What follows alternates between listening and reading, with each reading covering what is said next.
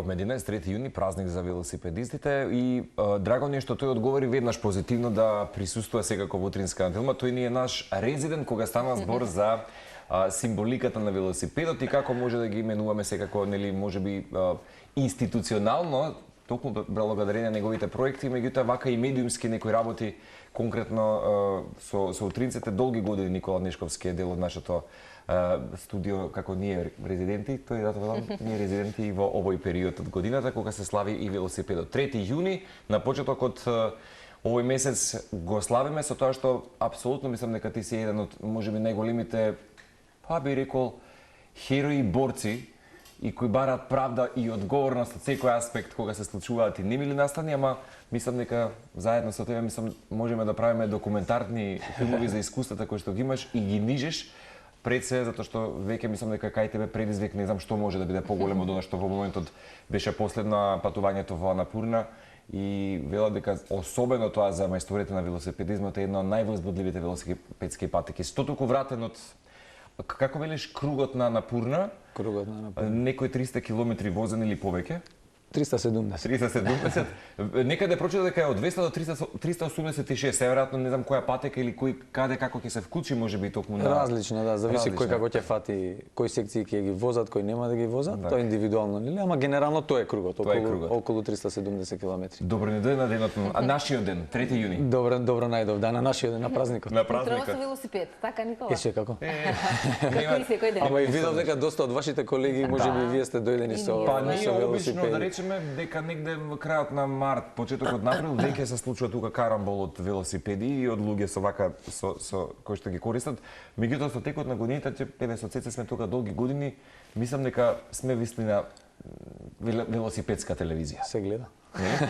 Како и да е, што туку тази врата нутрува имавме Јована Тозија, сигурно можеби се познавате, нели, баш така да речеме тие веломајстори во Скопје и говоревме, нели, околу критична маса ни се врати, па ќе те прашаме и тебе еве за истата тема, дека ни се врати по година и половина пауза.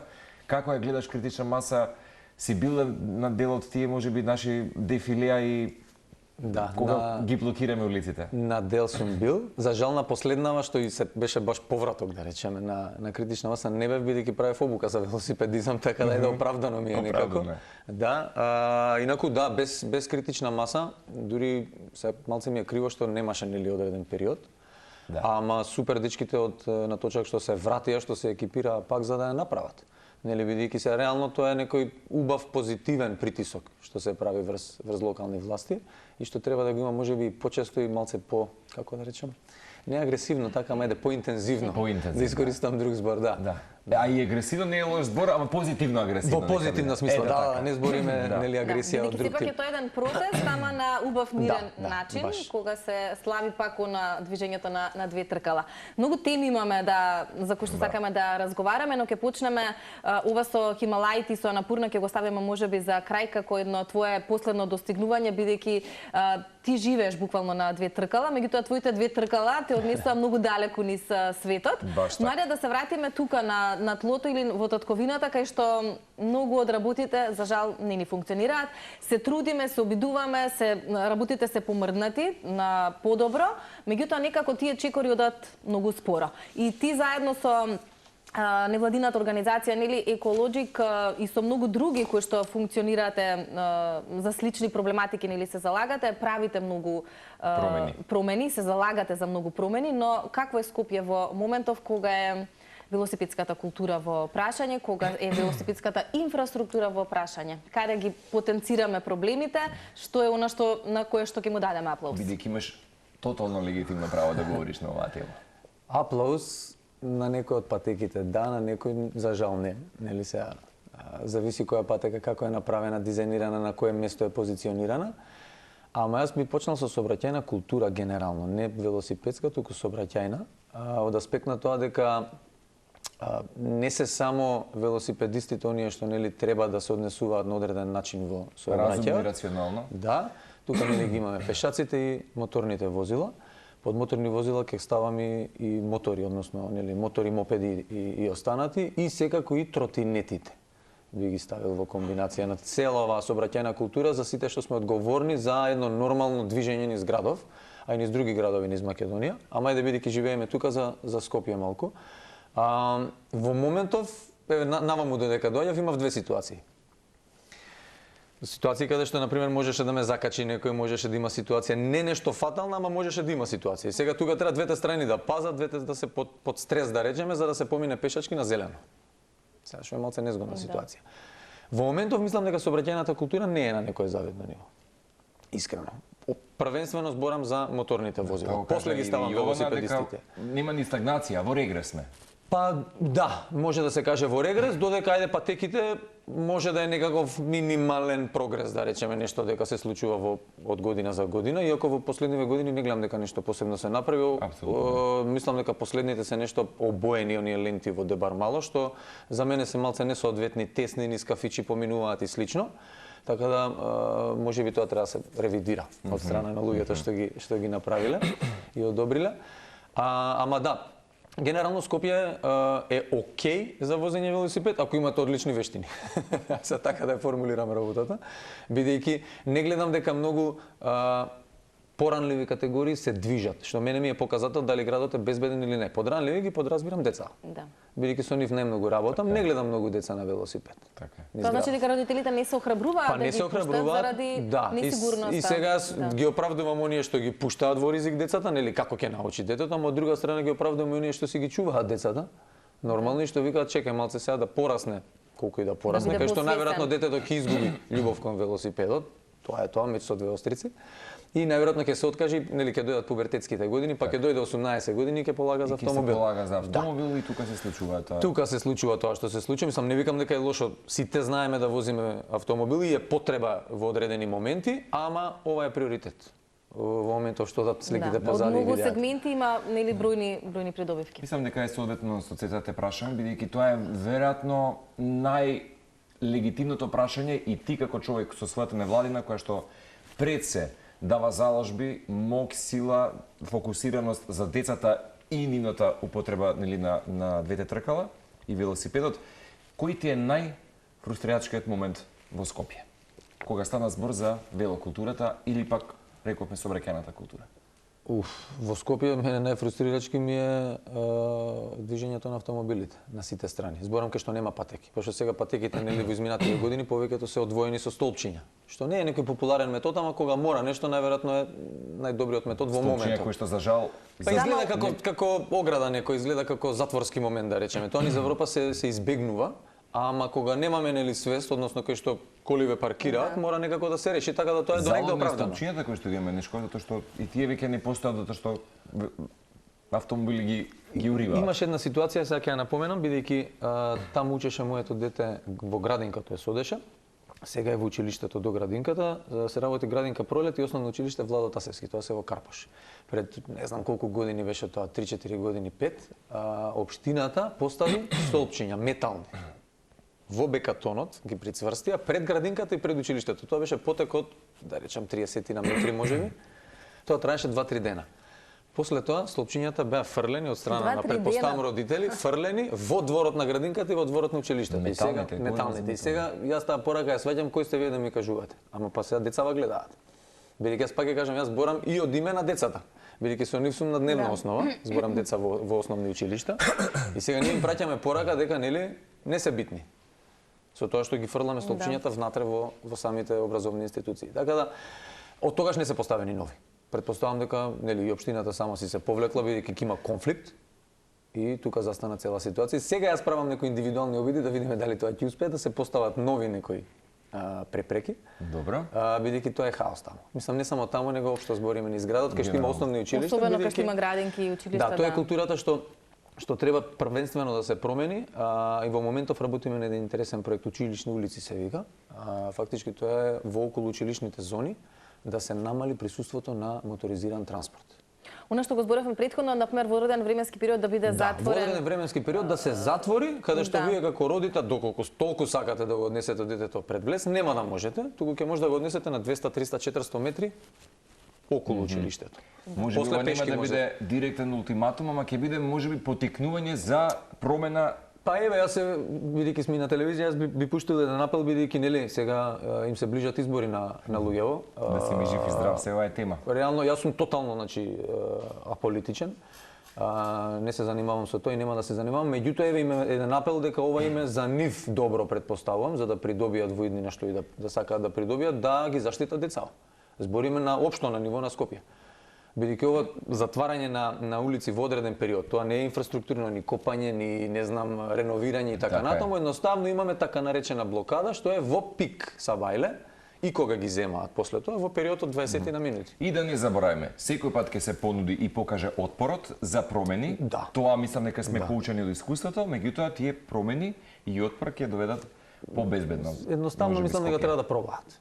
Се ние преговараме да видиме дали тоа ќе успееме со неколку општини. Од септември нешко? Би се надевам од септември дека ќе биде. И тука јас би одел на варијанта дека едноставно тоа пробно би сакал да биде трајно. Знаете, чисто да од старт да имаме заложба некоја. Ако добриот пример се покаже нели добро и успешно функционира, веројатно и тие ќе видат дека Јас знаете како викам. Има благодат за секогаш сите. гледам од оние што го искусиле тоа и што веќе тоа има пракса. Им функционира. И сега од нив ги гледам сите работи како функционираат, бидејќи бевме конкретно на неколку студиски посети да видиме во Белгија конкретно како функционира. Па не се ништо попаметни од нас, да ви кажам право. Наискрено. Значи едноставно се порешителни. Затвараме, зошто? За малечкиве. Јасно. Готово, решена дискусија. Родителот се буни и таму, да. Ние ќе речеме нели балканскиот менталитет, не, и таму се бунат родителите, и таму се зависни од кола. Тоа не е нешто чудно. Нели они се и пред нас зависни од автомобил поради економски причини што од времето што се поимот нема. Сите сме зависни, меѓутоа тој отпор трае кратко. Кој ќе видиме нели за кој се работи на крајот, дека детето нема да диша од ауспухот кој ќе оди на училиште или градинка, тоа се менува прекрасно. Како е кај твојот пример во семејството? Дали твоето дете се чувствуваш безбедно кога го оставаш? Па јас се чувствувам безбедно, бидејќи можеби сум работел многу да му ги зајакнам тие вештини за да он излезе на улица со велосипед, односно и на улица и на патека. И да преминува улица и пешки и со велосипед. Така да јас се осеќам некако сигурно кога го гледам како вози. Тоа го гледам и кај одреден број на родители. Бидејќи кога детето ги има вештините, се гледа како родителот вози напред, не се ни врти назад да види кај е детето. Се знае дека детето прати позади, дека одбегнува препреки, дека застанува пред да дојде раскрсница или пешачки и така натаму.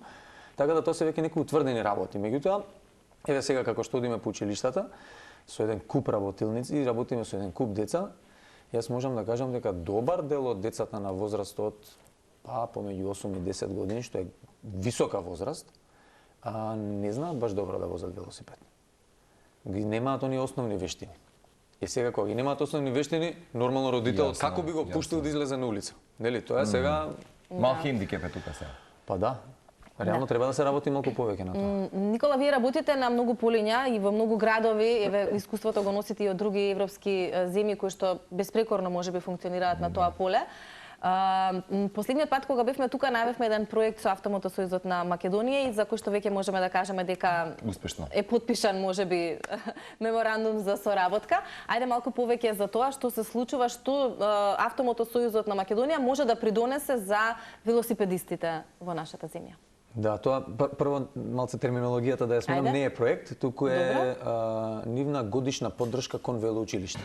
Супер. Што е можеби нешто, ајде да речеме, поинтересно отколку само проект индивидуален, бидејќи фактички АМСМ придонесува кон сите активности, редовни активности, годишната програма, ајде да речеме, придонесува кон годишната програма на велоучилиште. Да.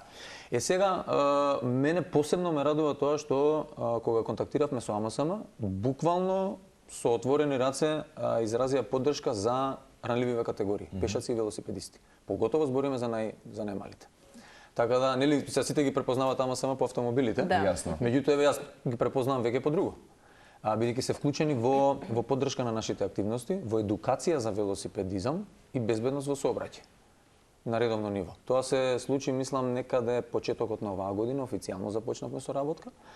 Во моментов првиот серијал од соработката го затвораме. Летото ќе имаме мала пауза. Како поглавје. И ќе продолжиме од септември секако. Како се базира соработкава? Она годишна програма што има велоучилиште се состои од различни типови на креирање на материјали едукативни или превземање, бидејќи ЈАМСМ имаат одредени материјали, ние имаме одредени материјали. Реализација на обуки за наставници, за родители, за идни наши велосоработници, бидејќи баш сега ме радува да им се заблагодарам на луѓето што аплицираа кај нас во велоучилишта пред 2 месеци, мислам дека беше 3, не сум сигурен, објавивме повик за соработници низ цела Македонија.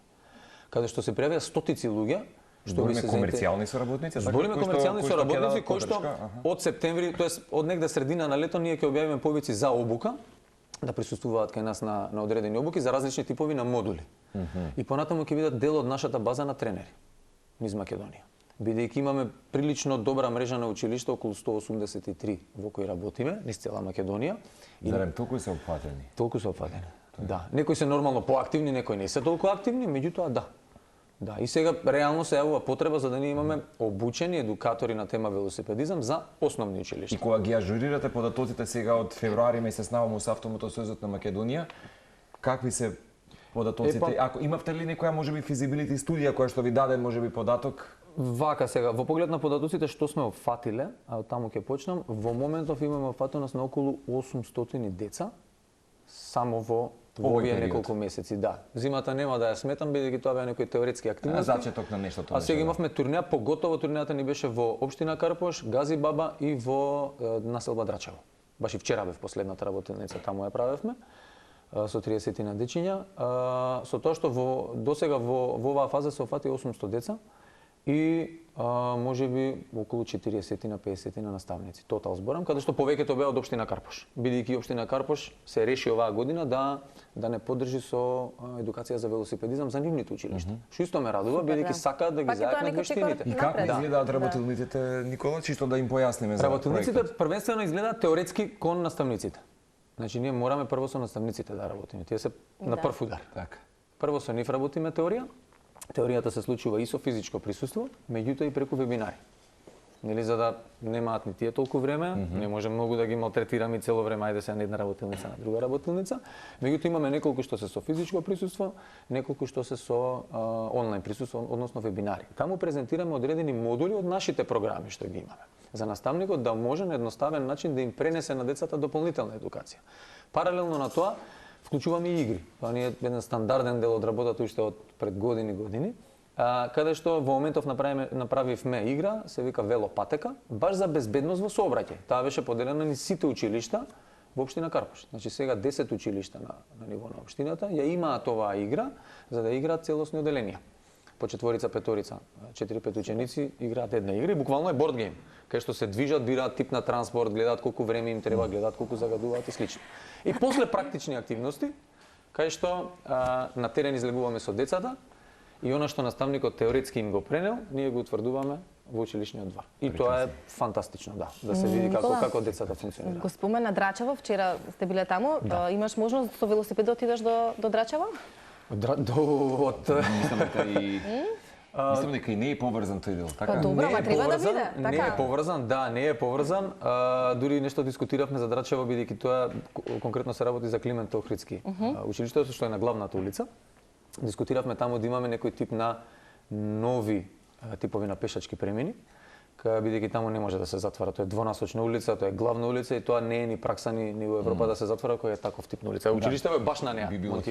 Ама е незгодно да се дојде од Карпош до кај што живеам јас од Козле до Драчево со велосипед, поготово за дете, тоа мислам дека е мисија невозможна мисија.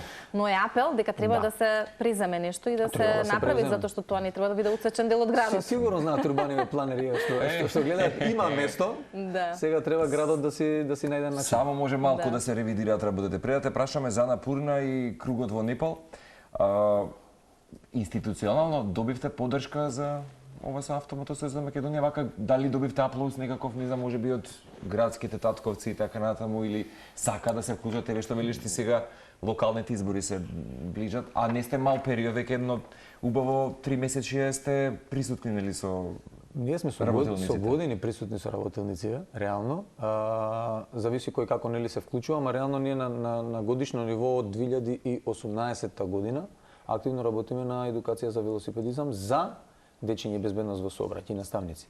Не сме добиле, искрено. Сме имале обиди.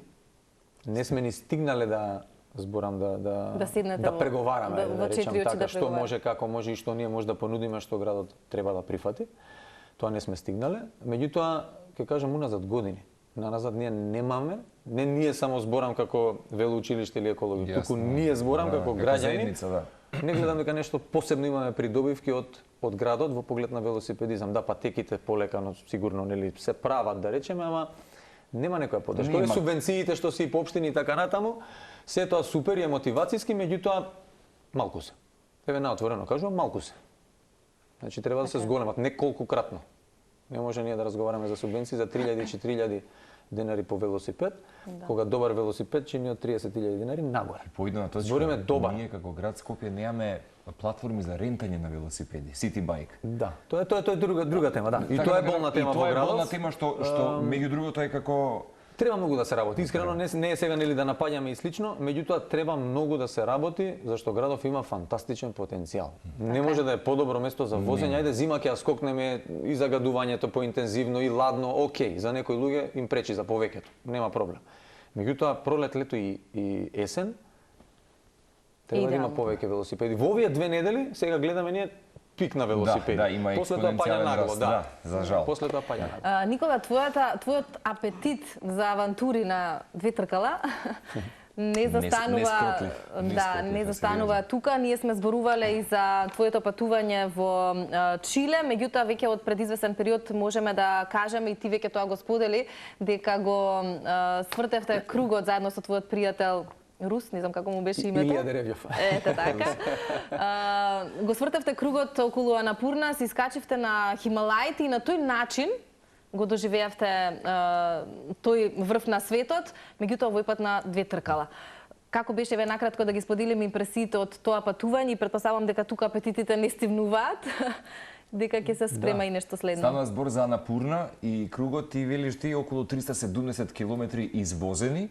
Време трењето ќе ни го кажеш колку часови дневно се возеше и вистина вело дека за сите оние пасионери дека една од највозбудливите велосипедски патеки. Да, визуелно да би се согласил дека нели гледате многу. Ова е тоа, така Никола? Да, ова е веќе на сликите што дадете веќе на спуштањето. Претпоставам дека ова е веќе околу 4.500 метри овие фотографии. Претходните со снегот беа на 5.500.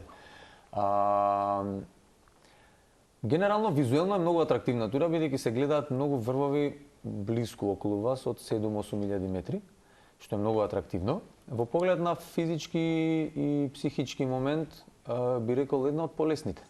Не кризираше некој Не, една од полесните тури би рекол. Можеби зашто нели ние редовно си се спремаме, сме активни, немаме некој застој.